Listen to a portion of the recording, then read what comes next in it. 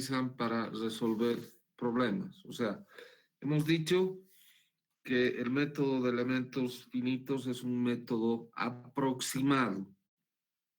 Es un método numérico aproximado que resuelve funcionales y en la mayoría de los casos esos funcionales son ecuaciones diferenciales.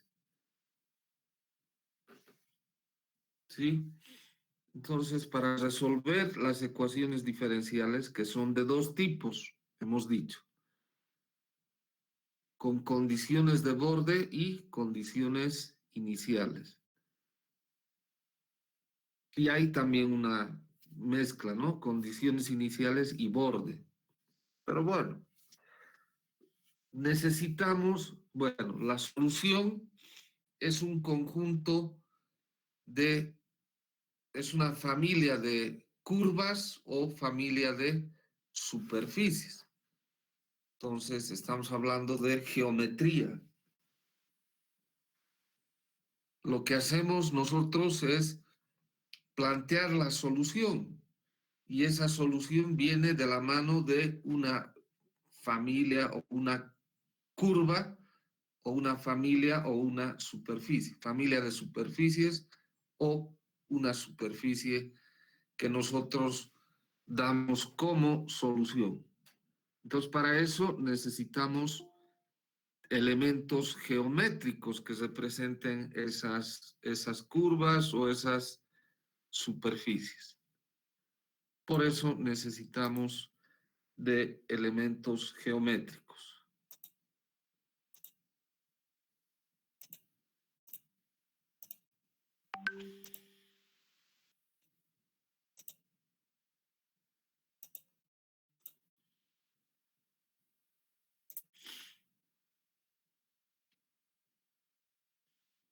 Bien, ahí está, ¿no? Vamos a tener tipos de elementos finitos, incógnitas nodales y sistemas de coordenadas. Por ejemplo, para nuestros fines, necesitamos para modelar una barrita bajo carga axial, necesitamos de un elemento, la solución del problema es un elemento unidimensional, una línea. Entonces, planteamos la solución como una línea. Y aquí está. Esa línea está compuesta por dos nodos en los extremos, dos nodos y un vano, ¿no? Entonces, esa sería la solución. Es la ecuación de una recta. Si necesitáramos, por ejemplo, resolver una viga en flexión, entonces de repente ya no sea útil, aunque sí es útil bajo ciertas circunstancias, las vamos a ver después, una línea de dos nodos. Entonces, de repente será necesaria una línea de tres nodos o tal vez cuatro. Y en algún otro problema tal vez necesitemos una línea de n nodos, ¿sí? Entonces, un elemento finito es un elemento geométrico que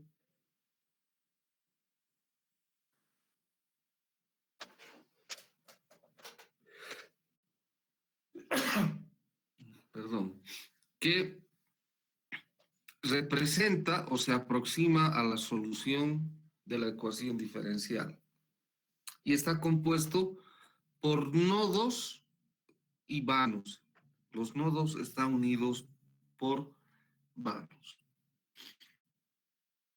Pero ¿qué pasa cuando la ecuación, o sea, el funcional es una ecuación diferencial parcial? Pues ya no puedo representar, no puedo solucionar ese problema con elementos unidimensionales.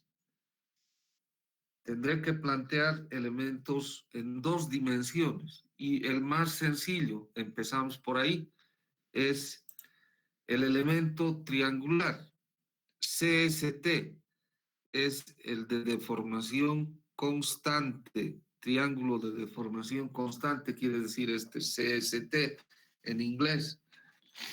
Tiene 3 nodos y 3 lados o vanos.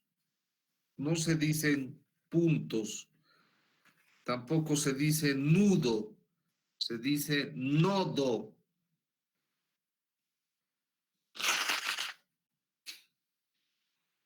Muy bien, pero de repente necesitemos un triángulo, un elemento triangular de más nodos, porque de repente 3 nodos no son suficientes. Entonces ahí vamos a tener un triángulo LST y QST. ¿Qué quiere decir LST? Triángulo de deformación lineal. Entonces, por ejemplo, este triángulo, el de 6 nodos, se utiliza para simular placas, losas de fundación, losas de entrepiso, etc. Inclusive eh, podríamos, bueno, no, podríamos, sí, ayudarnos con este tipo de elementos en cáscaras que estén funcionando a flexión, aunque una cáscara no debería funcionar a flexión. Esta sí, este elemento, el CST, nos puede servir para modelar una cáscara, una cúpula. Luego tenemos el triángulo QST, el triángulo de deformación cuadrática. Tiene 10 nodos y uno central, ¿no? Después vamos a ver para qué sirven los nodos dentro de un elemento. Y cuando se tienen varios nodos en los bordes, estamos hablando de un tipo de elemento finito, ¿sí? Y hay triángulos de deformación cúbica de 21 nodos, fijarse, de 15 y 21 nodos. Y hay demás también. Y la verdad, no sé en qué se utilizarán estos triángulos, no lo sé, no sé. Pero se tienen elementos con muchos nodos. Entonces ahí tenemos los elementos triangulares que han sido los básicos, los elementales, con los cuales ha nacido verdaderamente el método de elemento finito. Luego vienen los elementos cuadriláteros. Primero los rectangulares de 4 nodos, como este. Después se han incrementado los nodos en los bordes y dentro. Y por ejemplo, aquí tenemos una familia de elementos rectangulares llamada de Lagrange, ¿sí? Por el número de nodos que posee.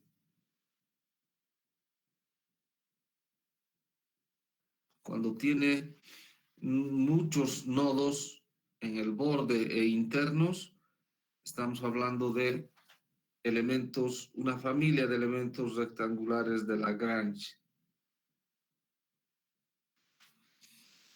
Pero hay elementos que solo tienen muchos nodos en los bordes y en el interior no hay. Esos elementos rectangulares se llaman serendípitos, como los que están viendo. Tienen bastantes nodos en los bordes, pero no internamente, no hay. En cambio, los elementos lagrangianos sí tienen elementos o nodos en el interior. Ahí está. ¿Para qué sirven los nodos interiores? Para satisfacer un requerimiento de los elementos finitos. Y es el requerimiento de isotropía geométrica o invarianza se llama. Después vamos a ver eso.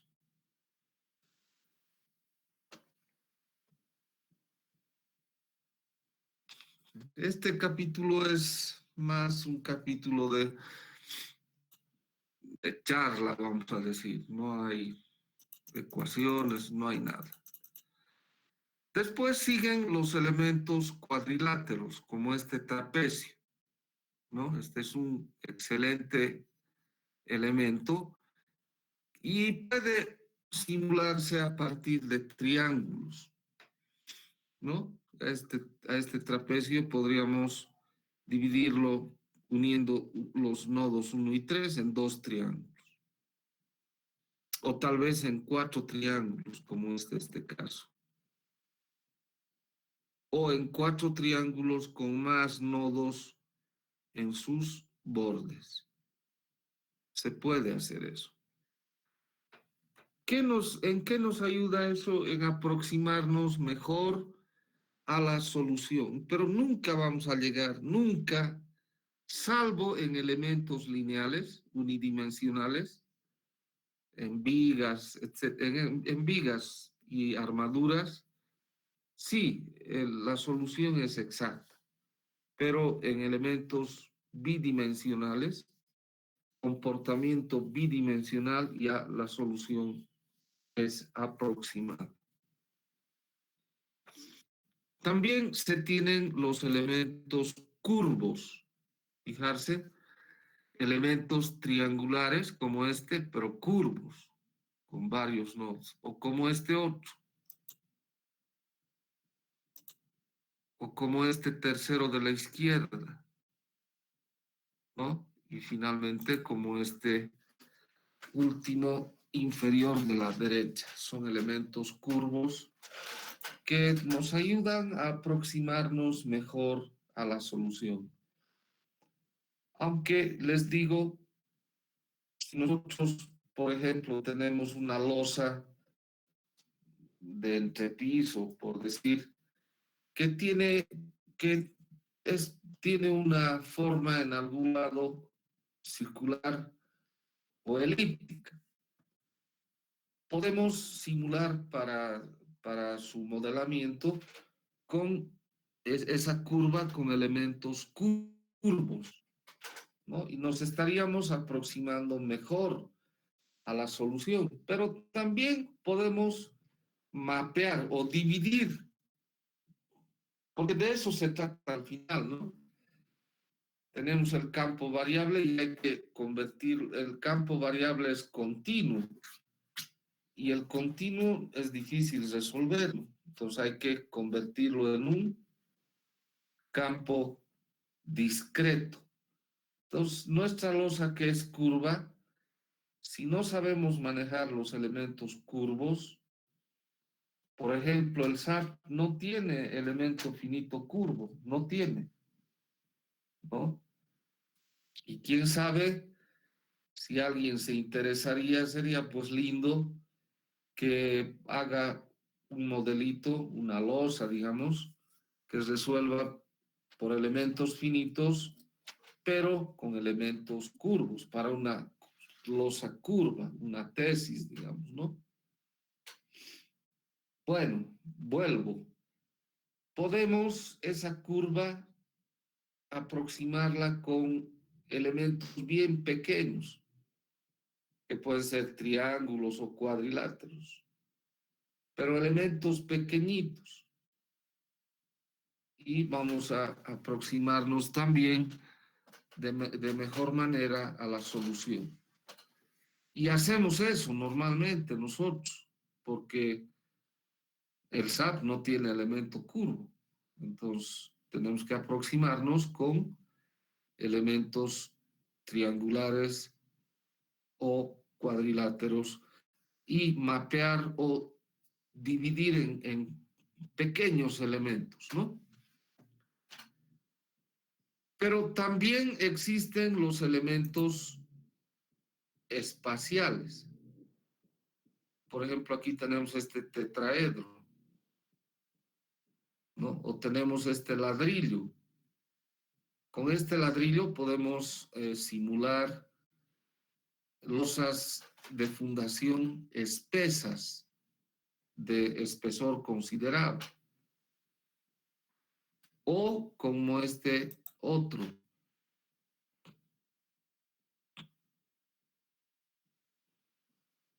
un elemento, este C, que es un hexaedro arbitrario.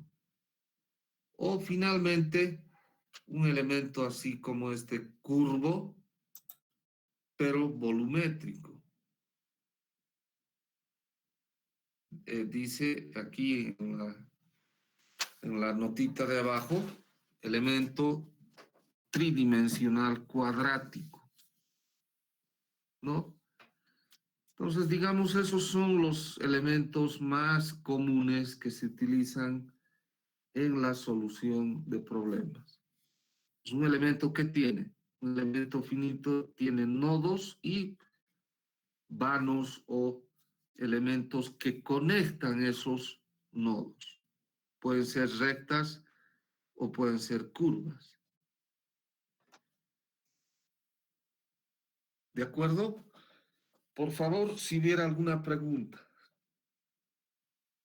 Como les digo, este capítulo es simplemente de charla, de mirar qué elementos finitos habíamos tenido o hay. Por ejemplo, el software de ANSYS, el ANSYS, tiene todo un juego de elementos finitos. Ese software es uno de los mejores que puede haber, el ANSYS. Claro que el ANSYS normal, si quisiésemos modelar un puente, no vamos a poder, porque modela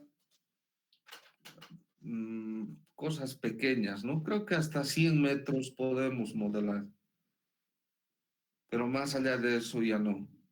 Y por eso han tenido que implementar el Civil FEM, ¿no? Que es una versión del ANSYS, pero para ingeniería civil. Bien, ¿qué son nodos? Son los puntos finitos seleccionados en el que las incógnitas básicas, como por ejemplo los desplazamientos en problemas de elasticidad, se determinan por un análisis de elementos finitos. ¿Y cuál es ese análisis? Se propone unas funciones de interpolación, se llaman, solución del problema en los nodos.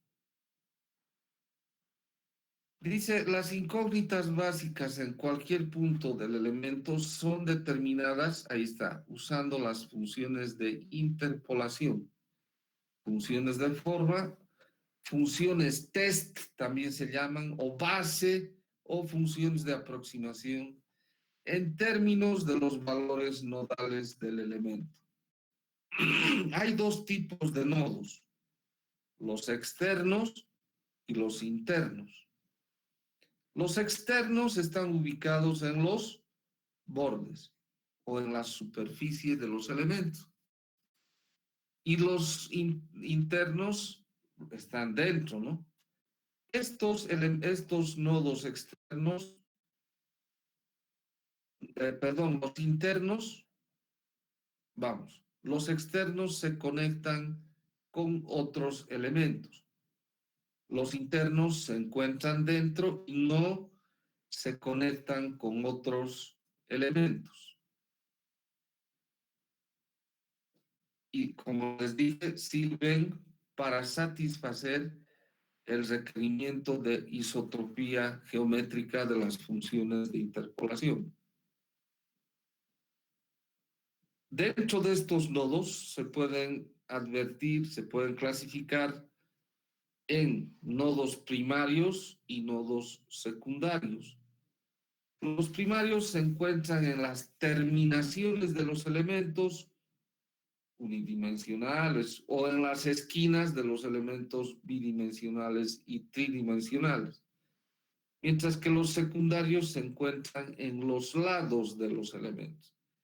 Por ejemplo, en este triángulo, en este elemento triangular, los elementos primarios son los que están en la esquina, uno en las esquinas, los nodos 1, 2 y 3.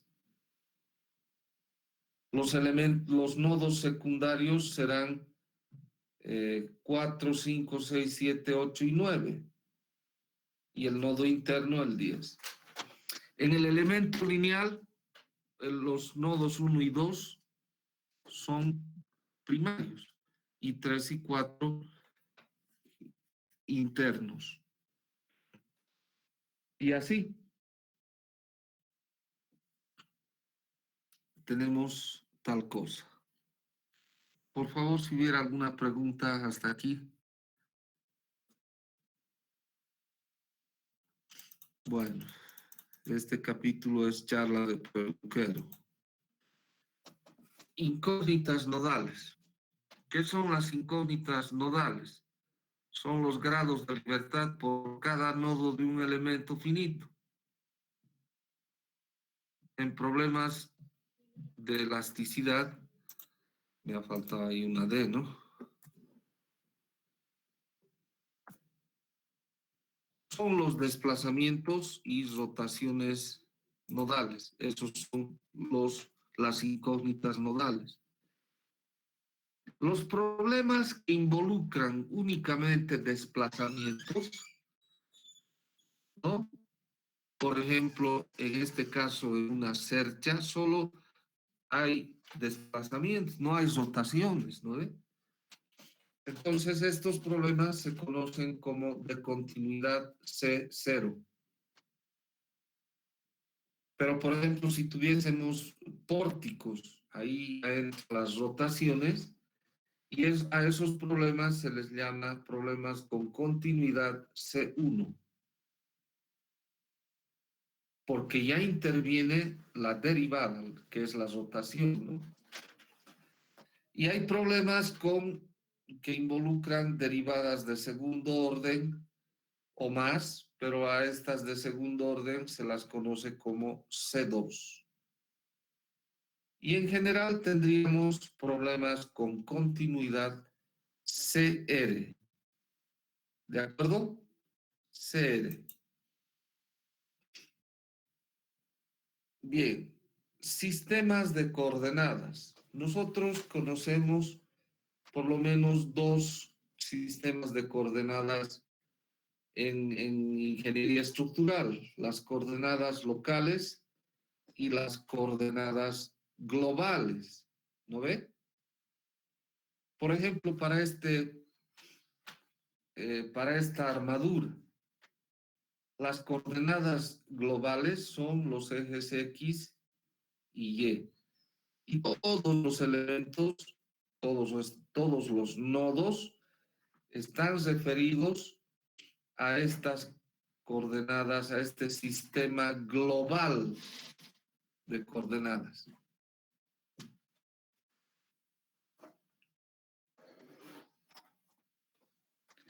Pero si yo quisiese estudiar el elemento 1 de nodos 1 y 2, para estudiarlo lo voy a hacer en coordenadas locales, o el elemento 5, o el 9, el 12, y bueno, cualquiera. Lo voy a estudiar en coordenadas locales, así. ¿Por qué? Porque me interesa ahí resolver el problema en esas coordenadas. Una vez que es resuelto, llevo a coordenadas globales. ¿Sí? Bien. Y por último, tenemos las coordenadas naturales. ¿Qué son?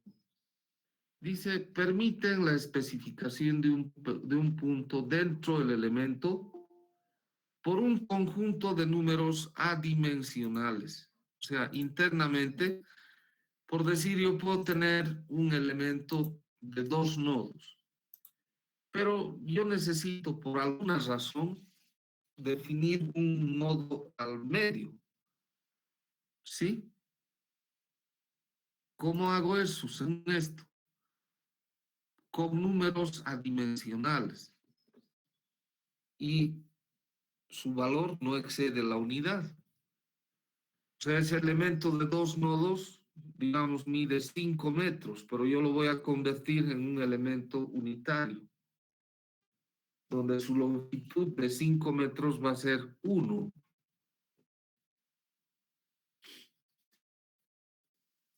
¿No? Entonces, cualquier nodo que esté dentro, por ejemplo, si hay un nodo en la mitad, ese será al 50%, o sea, 0,5. Y así, ¿no? Cualquier nodo que esté dentro. Entonces, se obtienen por asignación de ponderaciones a sus coordenadas nodales. Es decir, este sistema tiene la propiedad que la iésima coordenada tiene valor unitario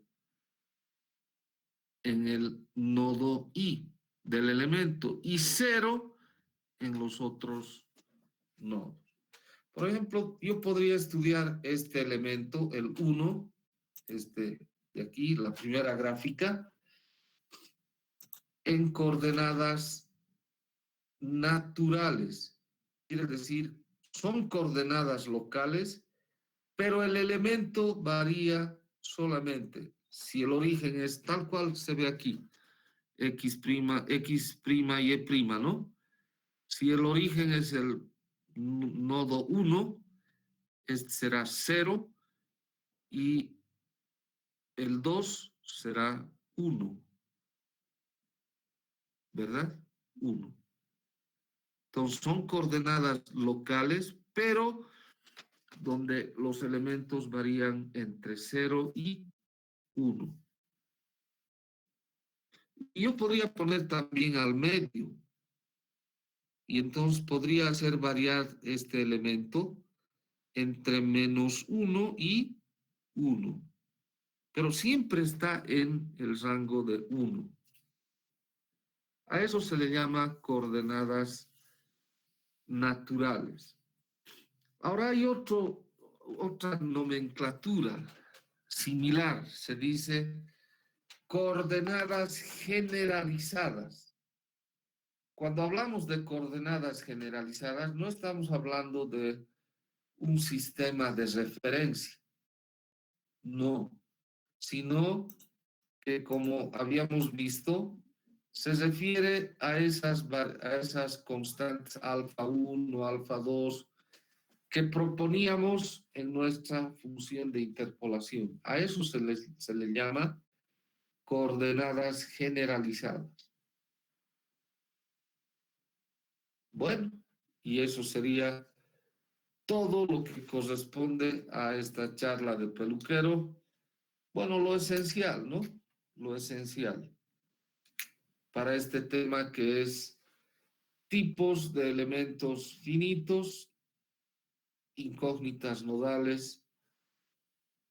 Eso sería todo. A ver si hay alguna pregunta. Buen ingeniero, una pregunta. Sí. Con problemas naturales, a lo que he entendido, en caso de que tengamos una viga continua de varios tramos, entonces la longitud total de la viga sería de una unidad o para cada elemento de viga. Lo que hacemos es analizar un elementito, uno, ¿no? Y ese va a tener longitud unitaria. ¿Me entiendes? Sí, ahora sí. Es como ustedes se han llevado dirección de obras, donde nos enseñan a hacer los precios unitarios. bueno, los que ya hayan llevado, es similar a eso. O sea, nosotros podemos tener el precio unitario de, qué sé yo, el metro cúbico de hormigón para columnas, ¿no? De un metrito cúbico. Entonces, digamos que tenemos ese precio unitario que debe estar por los, qué sé yo, $200, más o menos por ahí, para columna o más.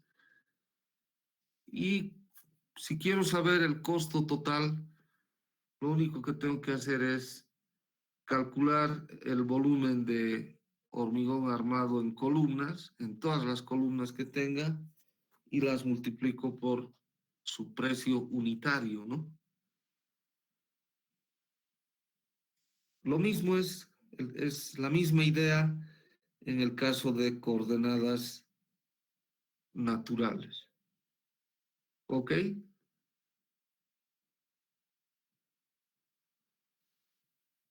¿Qué más?